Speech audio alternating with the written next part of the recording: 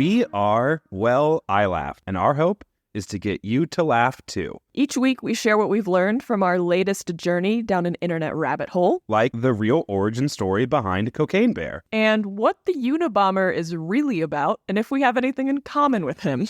All in the hope of getting each other to laugh and potentially learn something new along the way. Join Grant, a public school teacher. And Maya, an engineer. As we arm ourselves with the next story to share at our dinner parties. Well, I Laughed. Available wherever you get your podcasts.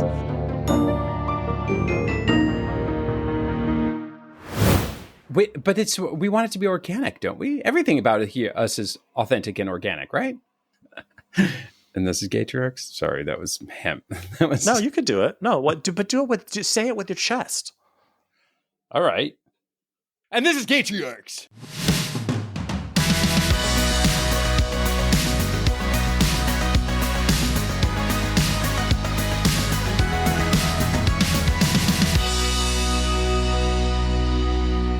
So, do you notice something different about me, Gavin? Is it your hair? Is No. it your beard? Is it your No. eyes? No. Is it something on your face? Oh, wait a minute. There's something that almost looks like it's attached to your face. It's my new microphone. So, Daddy David has upgraded his microphone. He's now a professional podcaster, now making millions of dollars. Millions. So, I decided to upgrade my mic. So, I don't know. This is the first episode we've ever used this mic. So, I hope it sounds good because your mic sounds so good. Already in these first 30 seconds, it's a completely different podcast. Yes. I mean, do you think now we'll actually make money at this thing? So that we can both afford to, I don't know, have better soundproofing and whatnot. Yes, this is it. You secreted this. You magic have believed this into happening. I've always known I was Oprah, and now I know. So I want to come for our intern a little bit, Timothy. Oh, Timothy. Because Timothy came for me. He reminded me that I made the same fucking Pornhub joke twice on 2 different episodes. Oh, and you are so bad at that. I know. We're really bad. We repeat ourselves a lot. But I don't appreciate the accuracy or the mirror that he's holding up to me. So, Timothy, you're fired. But also, please stay because we need you. So, speaking of Pornhub and your repetitive jokes about Pornhub, I do have to make an all points bulletin announcement to people who have basically children that eventually you're going to have to talk about porn with your kids. And you're going to have the talk and sex and all the stuff that comes with it. My kid recently asked me, Daddy, what is Cornhub? And I spit out my frosé. And I was like, Cornhub, what is Cornhub to you, buddy? Yeah, let me ask you a follow-up question before I answer. I don't know. Some kids were talking about it in the bus, and they were talking about how it's all about corn and how but it's also naughty. I didn't understand what it was. So he asked me about it, right? So I did immediately Google it. And I want to put out there for the entire world that on domainshop.com, cornhub.com is for sale for $445,000. Now, I don't understand the intrawebs at all.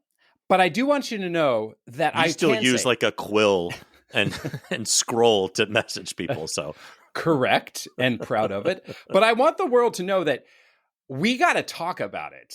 And I don't think there's anything abnormal. But wait, were the kids on the bus referring to Pornhub, or is there actually a corn hub about like corn? There's always a bit of a filter when things are translated from your children, right? Yeah. I do believe that the kids are talking about porn, 100%. I think that certain kids have access to, or don't have filters and don't have restrictions on their on their devices, and they are then poisoning the rest of our children by talking about it and showing the stuff. But something got translated in the game of operator that is the school bus or the camp bus, and Pornhub turned into Cornhub. So we just are going to talk about it because, like, we shouldn't be ashamed, and at the same time, we want to have an educated child population. Yeah, you got to have the conversation of like there are good pictures and there are bad pictures, and man, what a new fucking world to parents. It's a new fucking world, and also my main thing is I want my children to have a healthy attitude about sex. Yeah.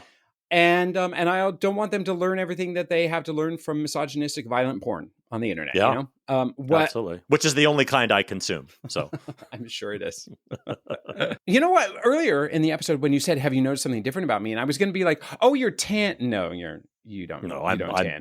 I'm basically powder. You look more powdered than ever, and yet it's at the end of summer, so you should look tan. Wait a minute, is there something different about you? Wait a minute, duh, you went on vacation recently. Can I quote a friend of mine that says, "Will you please tell me about your fabulous vacation, but please don't talk about it for more than 5 minutes because this is going to make me jealous and insanely envious. And even though I asked about it, don't make it a long story." Go ahead, All David. right. I'm going to start the clock now. 5 minutes. Boom. Yeah. So I think I mentioned this many episodes ago, but we were really struggling with our timelines before, where I was like, "Hey, I just got back from Scotland like 2 months ago." That's not true. I actually just got back from Scotland. And my husband and I, sans kids, by the way. What? We Yep. should do an entire episode about that. I know. Buckle up, We took a dream trip to a couple days in Amsterdam, and then we spent the rest of the week in Scotland. And my incredible sister, who's a listener to the podcast, and niece, came up to take care of the kids for an entire fucking week. And so that's a whole nother wonderful thing that happened to us. But I want to just talk about Scotland because now I'm in my annoying American, just got back from trip from Europe and wants to tell everyone how much better Europe is era. Yes. All you listeners, you don't see the pretension that is oozing out of David's. They can hear it in the new mic. So I don't know why, but something about Scotland has always drawn me. I maybe because I'm white. I don't know. I'm not Scottish. I've never been there. I've never been to anywhere in the UK, but something about it has always drawn me. And my sister so graciously said, "You guys need a trip by yourselves. I'm flying up there. Choose a place and you can just go." So That's awesome. I was like, I want to go to Scotland, but my weird vision of Scotland had always been sans kids, first of all. Sure. Second of all, had always been like this like rural backpacky hiking, camping along the cliffs version of this. Yeah. Less like seeing amazing theater in Edinburgh or like going to castles. It was more a little bit of a rural thing. So we hired this incredible tour guide from this company called Distinct Scotland. His name is Brian. Will we be able to talk to him someday? Will we? Yeah, maybe we can interview him, actually. That's a him? really good idea. And he basically took us for 3 days to the Highlands of Scotland, which is kind of the northern part. It's a lot of mountains. We did hiking. We went through waterfalls and caves and beaches. And we found all these old kind of like forgotten about castles, and we broke into some. My God. It's a place that you can break into. Well, abandoned there castles. are so many castles that like people are just like, yeah, grab a castle. Like they're everywhere. Like nobody cares. So one of the days we woke up and he was like, "We're going to go to this castle." And there was this castle on an island in this kind of lake. And and he was like, "So we could either kind of just stand here on the beach and look at the castle, or if you want, we can like take our shoes off and like wade through the water." It was like hip deep. And my shoes were already off. Yeah, I was like, "I'm going. Right. We're fucking going." Right. And so we get on the island, and on the island is a fucking stag just wandering around. Like it was like a cartoonish experience. And so we get up to the castle, and they had put a gate on the kind of entrance to it because whoever owned it was maybe, I don't know, didn't want people in there or whatever. Imagine that. Nobody's on the island.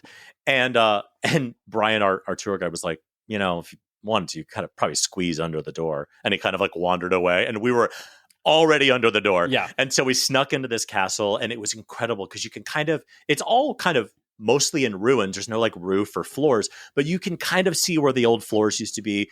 All the old fireplaces are still there. You can kind of see where storage was, where the kitchen was. And so we just spent 3 days kind of wandering the kind of quote unquote real Scotland. And it was fucking magical. If you go to my Instagram, you can see a whole bunch of photos, and I'm going to post a video today. But it was an incredible experience. And then we spent the last 2 days in the city doing touristy stuff just to, do the castle and check it off some the list. Theater and stuff. But it was a vacation of a lifetime, and I'm already trying to figure out how I can move there. Mm-hmm. Without kids, obviously. They'll be fine. But of course, that's the first thing I thought. It was like, how do I live here? Because the culture's amazing. There's no guns. There's no trespassing laws, which was like, I was like, what does that mean? He goes, well, people, if they're walking down the street. They can walk through your yard to get somewhere else. There's no trespassing laws. People could pitch a tent in a field, even if it's your field. Like, and my first American thought was like, oh God, there's gonna be people all over my house. Get off my and he's lawn! Like, yeah, I was like, get off my lawn. And our tour guide was like, yeah, that's because you're an American. We don't do that. We respect each other. We don't have guns, national health care. We love gay people. I was like, you had me at no guns. So of the many questions that I want to ask, you haven't mentioned your children at all. Now, did you miss them? That's right. I had children. Do you want to move? You already joked that you want to move back without them, but like, did you miss them? Did they miss you? And do you want to go back to Scotland with your kids? So yes, no, of course. Like I missed my kids. It was really hard because as we were leaving, they were both of their faces pressed against the door, screaming and sobbing. So that's never fun to leave. But like, luckily my sister was incredible and sent us, 5 minutes later, a picture of them coloring and happy or whatever. Right. But yeah, I missed them, but I made sure not to just spend the whole trip being sad that they were away from me. Yeah. And we really enjoyed our time, but we missed them. And of course we'd check in at night when they were sleeping and looking at their nursery cams and stuff. But you were able to do your Big Brother from afar, right? Absolutely. Just watch them from afar, I creep internationally. I'm an international creeper, but and I definitely want to go back, but I just wanted to go and not be like, don't stand too close to the edge. Because we were like standing on the edge of fucking cliffs. Like we were in non-kid friendly places. But yeah, I definitely want to go back there with kids. And like I said, I'm moving there. So I need to find a job. So anybody out there who lives in Scotland,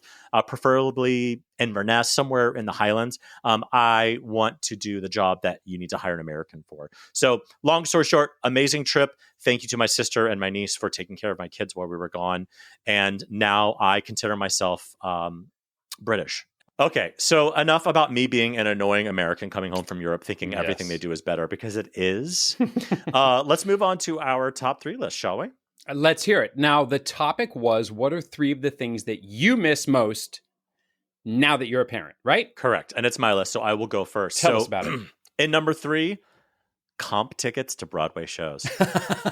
Man, that is prior to having kids, you know, because you and I have been in the Broadway biz forever, and so we inevitably have friends be like, "Hey, I have 2 tickets to Once Upon a One More Time at 2:00. You want to come?" It's like 1:15 p.m. Mm-hmm. And you're like, "Yeah, I'll be there. I'm going to jump on the subway." Yeah, that doesn't happen. I have to buy Broadway tickets. First of all, I have to buy Broadway tickets. Second of all, I have to buy Broadway tickets weeks and months in advance to make it work. So, number 3, comp tickets to Broadway shows. Number 2, the thing I miss, brunch. Like it's my gay right. Yep. And I can't have brunch because yes, I can go to brunch with my kids, but I'm going to be spending the whole time telling them to put that down. And I don't want to do that. I want to get brunch drunk with my gays. Yeah. So that's number 2. Number 1, the thing I miss the most now that I'm a parent is Christmas decorations. I am a Christmasaholic and I can decorate the house, but I have things that sit on shelves and stuff that is maybe on the ground or multiple Christmas trees with delicate ornaments. My Christmas decorating is very different now that I have 2 under 4 who want to grab shit and destroy it. So number 1, Christmas decorations for me. What about you, Gavin? I was definitely confused by the Christmas part because I figured that I would actually assume that being a parent brings out the Christmas in you, but you're like, no, the look don't touch part of Christmas. Correct. The look don't touch. This is Nana's 1930s glass ornament that I don't want you to break. I have those too. I have a few of those too. All right. So for my top 3, I think mine might go a little, frankly, darker, but also philosophical in the grand scheme of things. Number 3 is I miss being the least responsible person in the circle. In some ways I do that. David, you know, I'm late. I don't do what I say I'm going to do, and I'm irresponsible, and I don't know how to manage a calendar, right? But those are just generally disappointing. I'm a overall disappointment with my friends and friends, but not with my kids. I always have to be the responsible one with my kids, and it's so tiresome. Number 2, spontaneous travel. Kind of like what you said about brunch. Just being able to pick up and do whatever you want without having to be on a schedule, without having to think, will they have something for the kids to eat? Will everybody be comfortable in this room, et cetera, et cetera. I just miss being able to be totally impulsive. And then number 1, my joy. Oh, wow. I love being a dad more than anything on the entire planet. But so often I'm just policing and teaching so often. And I'm like, God, I wish I could just be happy-go-lucky and carefree. And instead I'm like, pick up that. Are you going to pick up that towel? What do we do with the plates when we're done eating? Are you thinking about flushing that toilet? Did you brush your teeth? And so is often, this podcast not joyful enough for you? It fills that part of my heart that feels ripped apart and stomped on the floor by my policing and teaching. So this is a really good advertisement for people to become parents. Sure is. And yet at the same time, of course, I wouldn't give up a single second of it. And I love it. Course. And because we're sociopaths, every one of us. All right, what's next week? Next week, our top 3 list is what are the top 3 movies or TV shows that simply don't hold up? Our guest this week is a man I am 100% positive has come across your TikTok or Instagram feed at some point. His content involves him, just like Cher, playing all the roles. He's a dad, a creator, a billboard boss, which we'll get into. I think he only owns one wig, and now he's a resident of Florida. So blink twice if you need help. Please welcome to the show, Ooh Buddy, a.k.a. Jay Howard. Jay Howard! Jay. Thank you. Yeah, happy to be here. And just, stroking my ego. Why only one wig when you've got so much content to create? And if you're going to be compared to Cher, if only on our podcast, you definitely need to increase your number of wigs. It's one wig so far, and it generally matches my wife's. I'm only playing my wife so far. As the universe grows, as I craft this universe, I'll bring in more characters. And is it going to be like the Marvel universe where like you're going to be building all of these characters to eventually have some sort of Avengers movie where everyone appears in one? Yeah, there's going to be time jumps, alternate timelines where they cross over.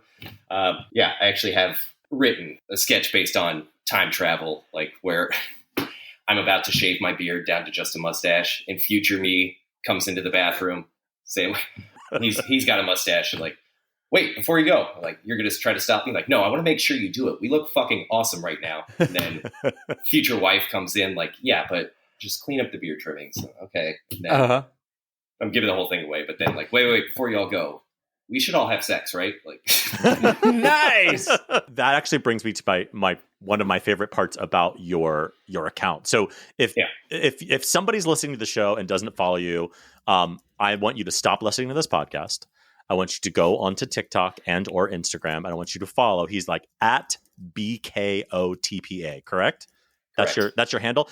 You have to follow him. But what I love especially about your account, and it's very Gatrix friendly, is that you do a lot of kind of like parenting content, aka like my kid does this, 3-year-olds eating breakfast or whatever. But then like you don't shy away from adult content, which my personal favorite, and I literally was watching it yesterday and just like guffawing again, was the Scrabble tiles video you did. Yep. Where that was you basically are like, me and my wife are having this argument about these like tiles, and it shows you like an arrangement, and it's all of your names, right? It's your name, your last name, your kids' names, all that stuff. You're like, yeah. And then I thought about doing it this way, and then you rearrange them to say, rejam that dorky meat rod in my ass. Yeah. So I had to convert W's to M's, but it worked. It like the fact that it actually worked and that was the sentence that it created is I think you've peaked. I think you may want to just stop right there.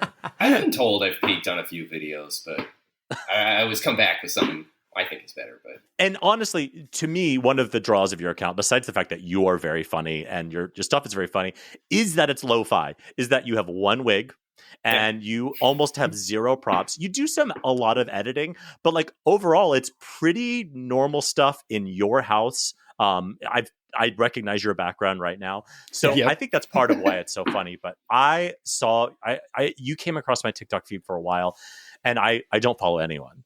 And then I was finally like, fuck, I got to follow this guy because this guy's really funny. And then, listen, I shot my shot and I reached out to you and you said, yeah, sure, let's come on. So here we are. And now you're peaking. This is actually your peak. Yes. So speaking of peaking, then I'm kind of curious. You talk about you've scripted out a really funny video for down the line. Do you always think ahead of time? Like, do you put a lot of time into the planning, or how often are you just like, oh, let's make a TikTok right now and make it super spontaneous and impulsive? I do plan most of them out. I've got a note on my phone in the Notes app. Yep. I throw down ideas, little bullet points, what I want to hit. Mm-hmm. Check them off as I do them. I come back to them, but then sometimes, re-jam that dorky meat right in my ass. That was just, we were laying out the tiles and I said, hang on a minute. Wait a minute. And then the beautiful mind, mathematics starts swirling around your head. Yeah. I got it to dorky meat rod. How do I make the rest of it work from now on? Oh, to me, it's the re-jam. Re-jam somehow, re-jam is that's the chef's kiss of that. So does your wife does she kind of take all of your content with like a laughing eye roll? Is she kind of annoyed by it? Does she love it? Like, what is her point of view on your content? She has come around to now that the money's coming in, Well, of course. She tolerates it better. In the beginning when I was nobody, 2022, she's coming home from work. She's a teacher. And I would just look what I did today. Stop. Stop. You're not funny. Mow the lawn. You're not funny. Right. But, as I've gotten better at this stuff, I've learned how to be funnier, whether more so than what I think is funny in my mind. I can kind of play it for a wider audience. And yeah, she's on board. She's been helping me film this summer while she's on break. So she likes it. My mother-in-law, my mom, they've created accounts to follow me now. So Nice. Yeah, so kind of, I can't or should not post certain things because I know they're going to see them, but I do it anyway, and we just don't talk about it. Well, so speaking of your wife, when you and I were doing a pre-interview, you told me this wonderful story of how you all met. Please share with the audience how you met your beautiful wife. How we met. Because it's very funny, and now that I know you a little bit, very you. Okay, yeah, it was June 2008. University of Florida, summer A. Picture it. Yeah. And I was in a class acting for non-majors, just elective summer class. And she was in it as well. And one of the first things we had assigned to us was doing a monologue for the class. And I had seen her in class. She caught my eye. And I found her on Facebook and I said, I challenge you to, a monologue competition. Which is that classic way to reel in a lady. As one does. First of all, I've never heard of a monologue competition. This sounds very 1912, Anne of Green Gables going up against somebody in a monologue competition. But what was the inspiration behind such a thing? I just wanted to get laid, but... well, right. Okay. That is a great inspiration. Yeah. So, yeah. And, the rules that whoever does better in their monologue for the class, if you do better, we have to go to your dorm room and watch a movie of your choice. If I do better, you have to come to my frat house and watch whatever movie I want to watch. Which is a false choice, which everyone knows. The fact that you just said that was a false choice, that was a win-win that you set up already. There, regardless of the venue, we are going to Netflix and chill, right? Yes. Yeah. Or the answer would have been no, but she accepted. Yeah, totally. Yeah, it went. And it was a VHS tape of like Jurassic Park? Like, what was it back in the day? But wait a minute. I have to have an answer here. A monologue competition is something that exists already, and I just didn't know that? Or you just, you invented a monologue competition. And what was your monologue? I forget. Was it dramatic or comedic? It was comedic. Clearly you can't do it right now if you forgot what it was, huh? What was it? It was about, it was a one-sided, obviously it's monologue, but there was supposed to be dialogue from the other side. But remember, right. Gavin, it's for non-majors. He didn't know that a monologue meant one person. That's okay. Continue. I guess I'm talking to someone else who is speaking back. You don't hear what they're saying, but it's implied by my responses. Sure. That kind of thing. It was like a guy's girlfriend who he had just broken up with shows up to his apartment and gets naked in front of him, and he's trying to resist it, but then gives in. It was funny. All right. I'm sure it was. And you won. This was clearly more planned out than I had initially thought. Like you probably had a note on your phone. You were like, okay, here's what I'm gonna do. I'm gonna get a sexy model. I'll get the vibe going. I win or lose, I win, right? Yeah. So we cut to the chase. You won. We decided that I won. She came over. Great. And I picked, of all things, like the first season of Dexter to watch. Season. So not watching a movie, we are going to Netflix and chill and binge watch. We started the season, and then, Right on. she has to come back to watch the rest of it. Sure. Dexter, though, like let's set the romantic mood here with a serial killer with a heart of gold. The charming serial killer living in plain sight. I mean, listen, what I said in the pre-interview stays. Like, it worked. However strange and weird, you're married, you got 2 kids now. So are you able to employ your acting skills you got from your non-major acting class in your TikTok videos? I've always thought I've been something of a good actor. The class was just a fun outlet for it. Totally. And then TikTok, way better outlet for being creative. Why did you so tell me how you started your TikTok? Was it just like, I don't know, everyone's doing this TikTok thing, I guess I'll try it and see what happens? Or was there more thought into it? Yeah. I saw TikToks being like reposted to Reddit. They were funny. That's how I kind of got introduced to the app. This was back in like 2020. And then it's like, I got funny ideas I want to do. I had no idea how to edit anything, but first one I wanted to do, didn't get to do it because the world shut down, was like, set to music, Part of Your World from The Little Mermaid. Mm-hmm. And like me getting the text from my doctor, like, you got COVID, isolate for 2 weeks. And then like gadgets and gizmos, funny. I want to be where the people are. Cut to me at Disney World coughing, but now is this where the wig came into play?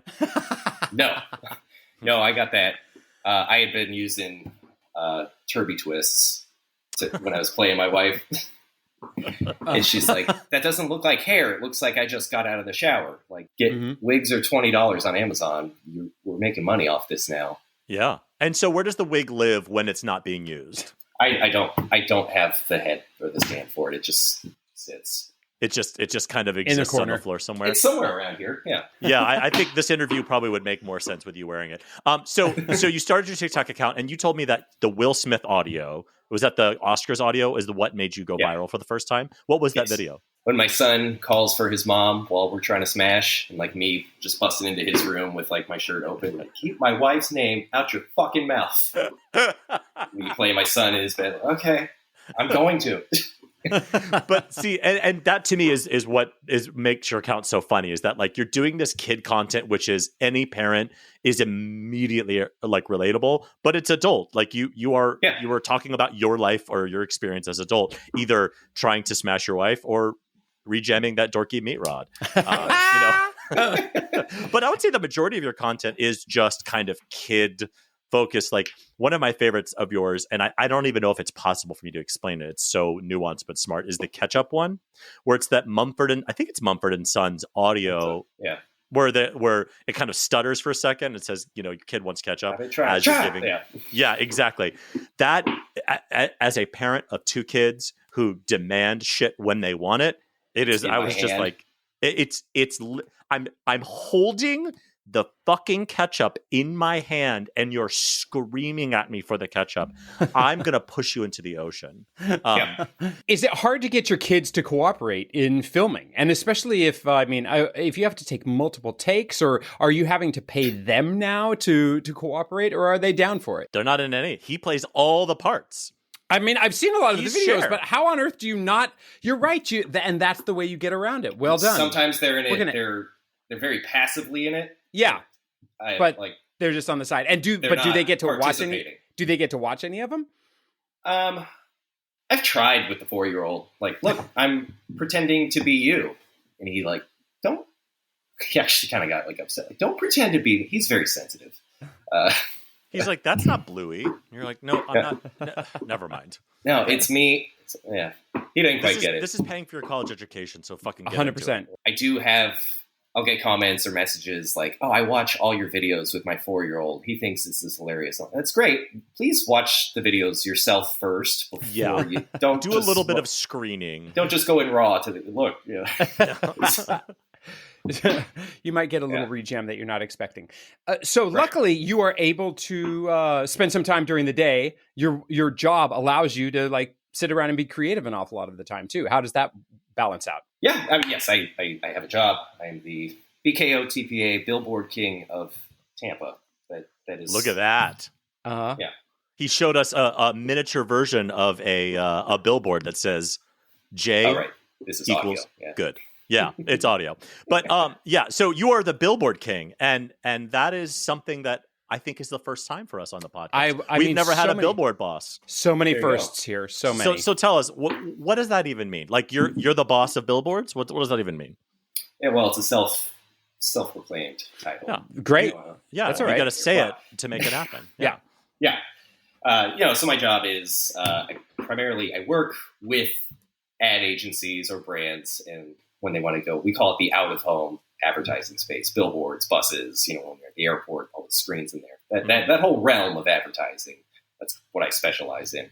I work with ad agencies or brands. They've got their goals for an ad campaign. I say, here's some good ideas that we could do with billboards, etc. Here's who owns them. Here's how much it costs. I facilitate it. I do the production. Make it a one-stop, easy process for them, because billboards seem easy, but there's 1,000 different companies in the U.S. offering them in different places, And also, somebody has to make, like you said, somebody has to do it. And I think about some of the fucked up billboards I've seen, just like really stupid, shitty ones. I don't mean like poor quality. I mean saying really horrible things. Do you have any sort of do you say yes or no to things, or are you just kind of a yes to everything? I'm just the facilitator. No, I want the campaign to be good. Yeah. If I put up a bad billboard, it sucks. You get bad feedback. You blame me and the billboards for your shitty campaign. You're the creative who was helping sell whatever shit that So they're you would trying say to sell, no if so- somebody said God hates fags. I would not take that deal. No. Yeah, because I have seen that billboard. There's I a have lot seen of that those. billboard in multiple places that says God Mhm. hates fags. And so that's kind of cool that you get a little bit of you get to kind of decide all the things. You don't just hide behind like, sorry, it's just my job. I just make the billboards happen. I would, if Governor DeSantis wants me to help with billboards, I'm probably referring him to someone else. Yeah. No. Well, and you live in Florida now, so you're Yes. Listen, I grew up there. I know where you live. I know how it feels. I actually grew up within 15 minutes from you, but you used to live in West Hollywood, California, and which I are wanna know, very different billboards. very Yes, different they are. billboards, very different advertising campaigns. So tell me a little bit about your life in WeHo, because you are not gay, but I feel like you are gay adjacent in that you are a friend of Dorothy's. So tell us a little bit about your time in WeHo. Time in WeHo, yeah. So we moved out to LA for the billboards, the big city, the bright lights, The big billboards, yeah. the big billboards. And we lived our first year in downtown LA, sight unseen, coming from Orlando, Florida. So Yeah, downtown LA is not cute. downtown Orlando is fun. Why wouldn't downtown LA be that much more No. fun? There's an apartment at 7th and Flower. And it's like, Just- why is it so cheap here? And then you found out. Yeah. Oh, okay. It smells like shit all the Yeah. time. So we got out of there after a year, and my wife she was doing substitute teaching around. She found out she discovered a little gem of WeHo. So let's move there. So yeah, found a great place there. Lived there for 5 years, and honestly, that was probably the happiest time of my life. I was just a block below Sunset, right off Santa Monica Boulevard, La Cienega, right in there. All the hits, Had a great group of friends there. My sons have a lot of gunkles that they keep up with them. WeHo was great. And I guess, just a funny story, very WeHo. One morning before kids, like a Sunday morning, my wife says, hey, you want to try that new coffee shop? It's right underneath the leather and custom leather fetish place. Like, which one? there were multiple coffee shops that Of fit course. that bill. Yeah. Be Within below. like a couple of blocks. You're Yeah, going to all be more walkable. specific. Yeah. So did you get any leather gear along I with did your not. latte? Wait, leather and lattes. There, you just That's combine the two one place. Get your harnesses and a chai latte, a turmeric latte. That actually sounds really fun. For those of you listening, he's writing this down. This is his next idea. He's Oh. literally gonna write. He's gonna give up all the billboards and he's gonna open up a leather coffee shop. It's all content. So did you come bursting out of college ready to write ads in very short quips on billboards? No, I came out of college working in hospitality. I worked. My first job out of college was at the Hyatt Regency in downtown Miami, and then that was a rough place. Rough. Why? So it's it's an older hotel, and it just catered to business travelers, but it had these airline contracts. Like the airline crews would come in and stay at the hotel, but we're talking hundreds of people, multiple airlines, and they Every night, I bet. every night. Yeah. They don't check out until like 7 p.m. So you got hundreds of rooms that are not clean for people who are trying to check in at 3 o'clock. Right. So But do they have to pay Drinks. for that second night essentially if they're not checking out till 7 p.m. or you're like whatever, we'll take your Delta Airlines. airline That's fine. contract, Yeah. guarantee Wow. certain. So that was just constant. I'm telling people trying to check in at 9 o'clock. Like, I don't have a clean room for you. Can you wait here for 2 hours every night? I mean, I feel like they used to have things called crash pads, which were like apartment style things where they would share with other airline people for that exact reason. But I didn't know they actually had contracts with hotels. Yeah, it's just, for their overnights in a new city before they go back to their home base. Yeah. They put them in a hotel. I was looking for a way out from Yeah. that almost immediately. And then, And so then you somehow switched into the world of like billboard jingle writing. I don't create the ads. Uh-huh. I'm about the media space, Mhm. the billboards themselves, Mhm. negotiating all that stuff. Mhm. But you have some creative input. I was do. under the impression. Yeah. I'll say this is not going to work. Do it like this. Take this out. You don't need your URL. Please do not put a QR code on a billboard. HTTP : / Yeah. like W. Don't we need the www? No, you don't even need a You do website. not. Yeah. I knew a guy who knew guys who sold the advertising on the buses in Orlando. We just recently started doing that. So talk to them. They hired me to do that. And so how much? Okay, so how much would like a billboard cost? Like, give me I know there's a lot of metrics, like where it is, how long is there? Like, is it 3D? Is it digital? But like, what's an average cost? Like, if we wanted to do Gatriarchs, everyone Yeah. subscribe to Gatriarchs podcast on a Without a billboard QR in code. No QR code. We won't do a promise. QR code. We might have like 3D cows, like painting it, like Uh-huh. Chick-fil-A. But Yeah. other than that, what would that run a month? Where are you doing this? The mediumest highway in Orlando. The mediumest highway in Orlando. For a 4-week period, just standard billboard for the space, that's going to cost you maybe $4,500. Oh, that's less than I would have expected. It's You want funny, to yeah. fabricate those 3D cows, that's going to be about $75,000. Just Ay, cost. Dios mío. Near where I live on the I-95 corridor in Connecticut, there is a billboard that has probably been there since 1977. And it's an Okay. ad for a pool company. And it's a picture of a pool. And huge block lettering says, "Your wife is hot." And you know this. And then there's a diving board off the top of it with what looks like a busted mannequin from Macy's circa 1983 with your wife's wig on it with one arm up.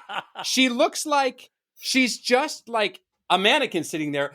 In the winter, in the summer, it has been there for my entire experience in Connecticut, which goes back to the mid 2000s. I am astounded that please tell me that they must be selling pools too. Did they buy that billboard permanently? Because it never changes. It's been there for more than 15 years. And they must assume that the return is higher than what they're spending, so they'd keep it going. Must right? be. But wait a minute. You also just mouthed it with me as I said it. Like, is this a national thing that pool companies have? Your wife is hot, and they exploit HVAC, AC companies use that. uh, South that's Florida. so smart. Your wife is hot. Get a new AC. I've seen that. And that's kind of like an iconic board in itself down in South Florida. People talk about the Your Wife is Hot board. Oh, see, we have so I live in New Jersey, near New York City, and there's a guy called robsellsnewjersey.com, and he is like this real estate agent in New Jersey. He actually is like, he just owns the team of hundreds of agents below him who do it, but he is on a couple hundred billboards in New Jersey, and he is on he is everywhere. First of all, his headshot is not recent, for those of you wondering. Second of all, I'm baffled at how much something like that would cost, because it's on like the Parkway, it's on 95, it is on these like big New Jersey roads. He's got to be spending 6 to 7 figures on. I mean, I cannot imagine what his yearly cost for those must be. I can. Jay's gonna do it.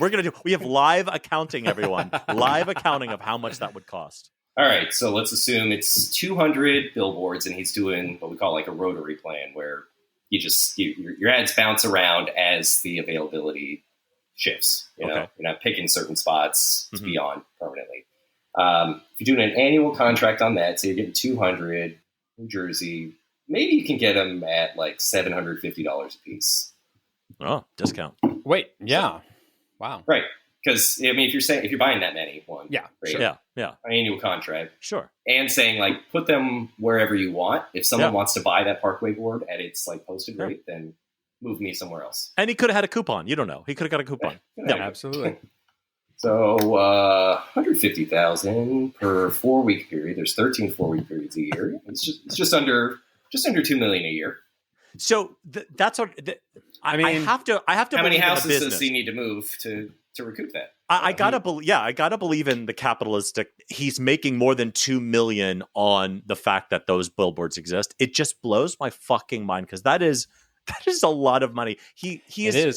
He's on over half of the billboards in New Jersey, which just blows my mind. There's a lot of real estate to be moved in New Jersey, though. That makes sense. So let's get back to your TikTok account, because your TikTok and your Instagram is honestly why you're here. It's why you're famous. It's why your kids are going to go to UF and not Florida State, where I went.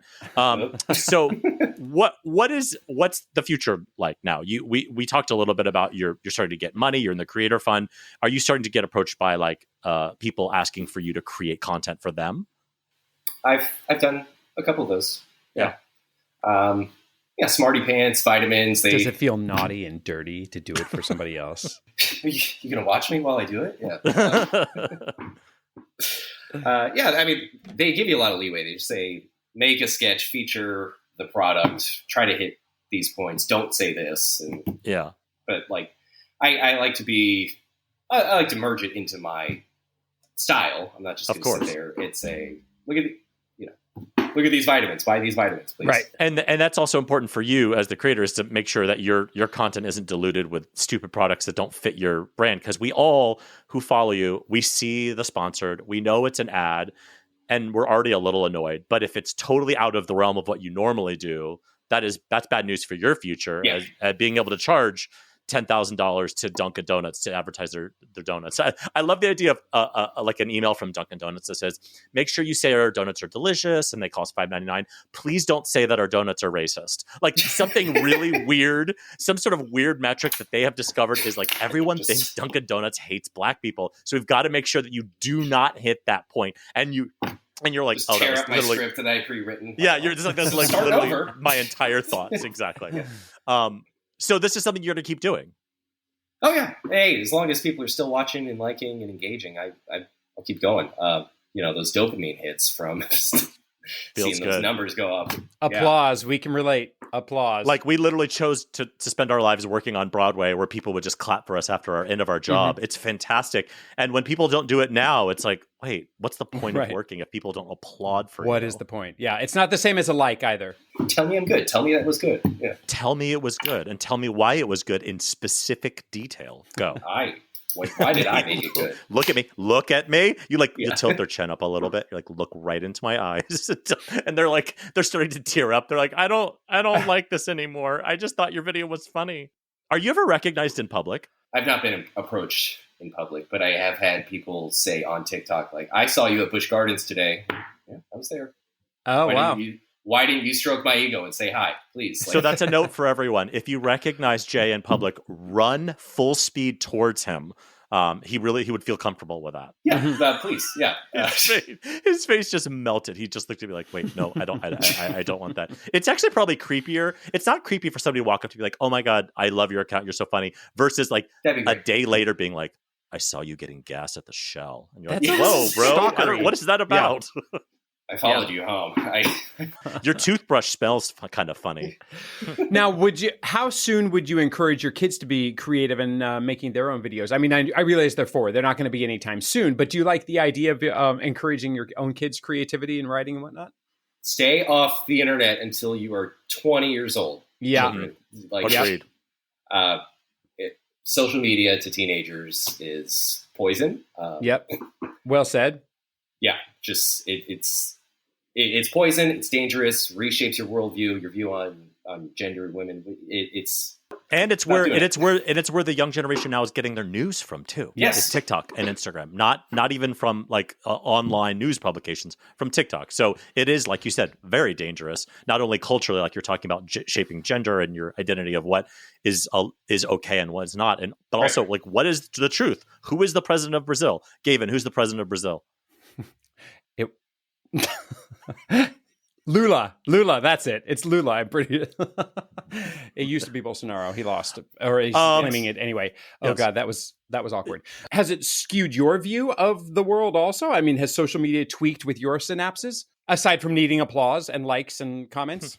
Look, I mean, it did. I got on MySpace and Facebook like most of us of this age did when it first came out. 05. The elder millennials, yes. When it was the Wild West. I deleted Facebook in, I want to say 2019, just because I didn't like how angry I was getting at people I consider friends and family, just because of everyone's need to spout their nonsense.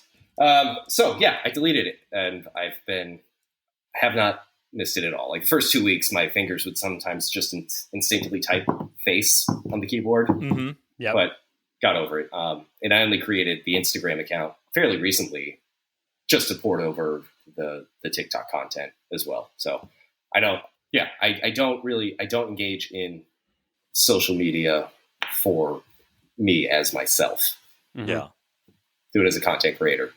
So I have a very important question for you as a straight man. Sure. What is the gayest part about you? Well, I really like watching RuPaul's Drag Race. Nice. Not gay enough. I need something gayer. That's So every straight guy watches that now. Pegging, is that? Yeah. Okay.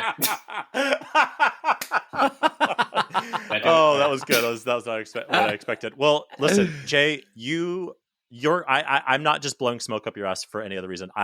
He is rejamming. I am rejamming that dorky meat rod in my ass because your content is so funny as a parent of 2 kids that are similar ages as yours. Your stuff is so funny. I love your stuff. I love talking with you. Everyone out there, please, please, please go right now. Pause this audio, and go follow him. He is at BKOTPA, and you can thank me later. And thank you, Jay, for joining us and demeaning yourself by being on our stupid little podcast. Truly. Thank you for watching my stupid little channel. So we're at the end of summer. I'm in total denial about it, but at the same time, keeping a summer mind frame, right? But my kid was in a summer camp this week, and they went basically hiking along a state highway. I mean, it's a 2-lane road, not the kind of place that kids should really be walking, but they were doing it very safely. And I got to drive by him. I hadn't seen him in days because it's a sleepaway camp, and I got to drive by him. And funny enough, my partner drove by them earlier in the day as they were heading out on their little walk, and I got to come back. And he said when he drove by them, my kid lit up. He was so excited to wave and say hi, and which was just a beautiful moment that that they shared. And then when I drove by, he looked at me like, "Oh, you again?" and barely waved, barely acknowledged my existence, which was funny. Still something great. What about you, Dave? So this week, my son was playing on the couch, and he ran and kind of like jumped onto the arm of the couch, and it hurt him, and he went, "Ow, I cracked my vagina."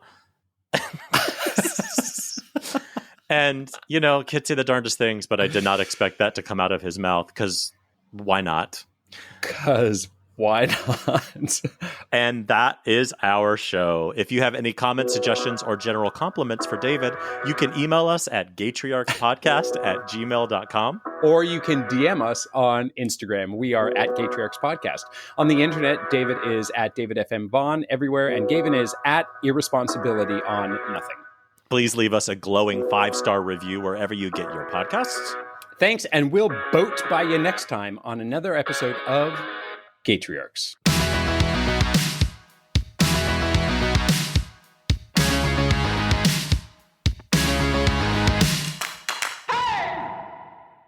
I didn't get to say it. The rejam, that was my wife doing. I had jammed that dorky meat rod in my ass and I holding on to an ER. Like, what do I do? And she, like magic, took them. Nice. Yeah. Thought what that Yeah. marriage was destined to be. Somebody who can be like, I'm going to take your jam and I'm going to rejam it. Speaking of pegging. This was, yeah.